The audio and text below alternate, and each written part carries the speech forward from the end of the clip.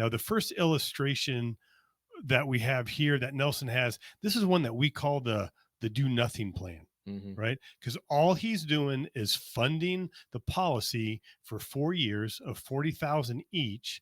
And at the end of year four, Cameron, how much cash value do we have? He's got 160,000, 157,000. Yep. $157,000. Okay. And then he doesn't put anything else into this policy. He just lets it grow, lets it compound. And then what Nelson did on these illustrations, he stopped funding it at age, or we started taking money out after 65. Okay. So at 65, Cameron, how much money do we have? He's got 1.5 million. Okay, 1.5 million, and he's taking it in. He's taking that into cash, or some of it into annual cash flow. And how much are we taking each year? 92,000. Okay, Cameron, what's the tax rate on that? 0. Okay, perfect. One thing I wanted to show on here is that what Nelson is trying to do is show how much you can take out and still maintain the death benefit. So the death benefit is the same at 65 as it is at 84. Now, what that also means is if you aren't concerned about the death benefit, you could take out more. Or if you are concerned about the death benefit, you could take out less. But what we really wanted to compare is really at age, at the bottom line, at the end of the day, at age 65, how much cash are we going to have in these different scenarios? We call this one the do nothing plan because all he does is fund it and then do nothing. Now, we look a little deeper into this guy's business. He has a logging business, which is very equipment heavy, meaning he needs a lot of expensive equipment. And what this guy realized is that he's going to these finance companies and he's borrowing the money to pay for these trucks. In this example here, truck is about $66,000. He has to put a down payment, but he's financing about $50,000. And the monthly payment on that is $1,500 a month, or the equivalent of 1,800 thousand a year.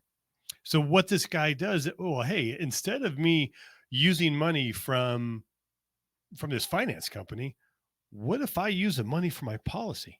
And I take that money and I use that to buy the equipment. And then instead of paying the finance company the 18,000 a year, what if I put that back into my policy? And that's what this next illustration is. As you can see, Cameron, how much cash value do we have at year four? 157,000. Okay, same as the last one. So this is just showing that this is the same numbers or same illustration that we looked at before, but instead of doing nothing, he does something, and he's financing one truck. And that truck is 52,600. His payments annually are 18,000. So that first year he's taken out a net of 34,600. Then each year he's putting in that 18,000 a year. And like most pieces of equipment, you need to buy another one. So he needs to buy another one about every 4 to 5 years. So he's financing one truck every year. And then again at 65, now at 65, after him financing one truck through the same policy, how much does he have in cash value now? He's got 1.98, or known as $2 million.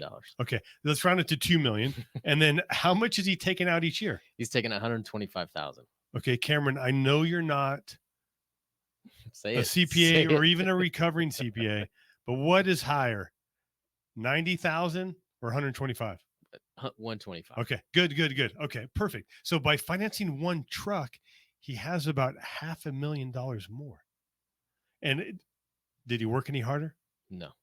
Did he take on any more risk? No. Okay, he has $500,000 more. But Cameron, you started this podcast saying we'd have $1 million more. Well, what he realized, he finances more. He has more than one truck. So he's like, what happens if I finance two trucks from the same policy?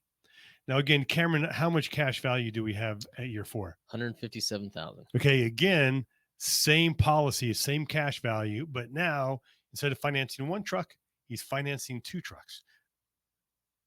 And now we skip down to age 65. Now, Cameron, how much does he have? He's got $2.5 million.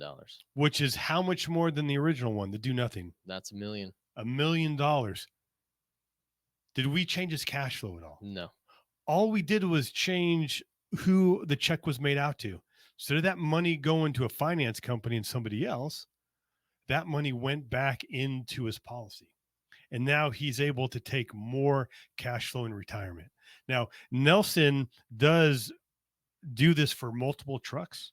However, I don't think we need to go through it every time. But the bottom line is the more he uses the policy, the more cash he's going to have. You want to see the entire episode? Click here. If you want to learn how investors use infinite banking to increase their returns and lower their taxes, click here. If you want to see if infinite banking is for you and you have some questions, hop on a discovery call with us and one of our coaches. The link for that will be in the description.